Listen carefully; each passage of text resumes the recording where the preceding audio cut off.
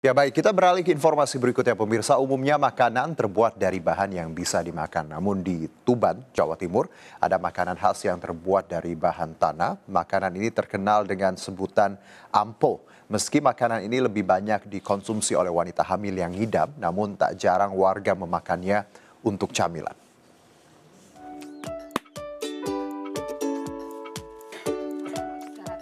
Ampo, demikianlah warga menyebutnya. Makanan khas Tuban, Jawa Timur yang bentuknya mirip kue astor ini dibuat oleh sebagian warga dusun Trowulan, Desa Bektiharjo, Kecamatan Semanding, Tuban. Sampai sekarang pun tidak ada yang tahu dari mana asal-usulnya.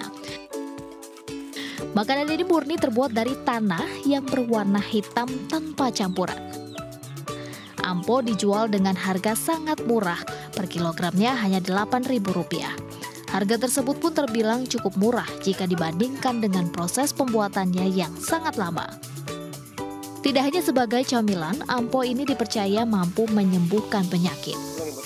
Ini lagi pengen tahu pembuatan ampo, Mas. Soalnya saya tahu ini khas Tuban banget. Juga pengen nyoba rasain sih gimana rasanya ampo itu kan dari tanah sih, dari tanah. Gimana rasanya ya?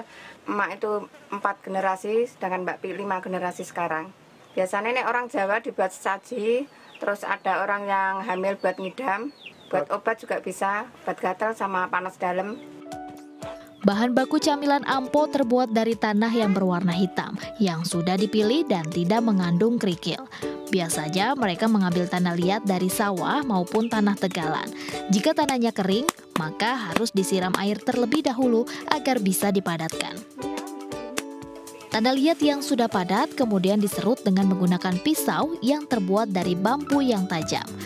Hasil serutan inilah nantinya ditaruh di dalam tungku yang kemudian diasapi tanpa menggunakan bara api hingga kering dan matang selama sekitar 1 jam.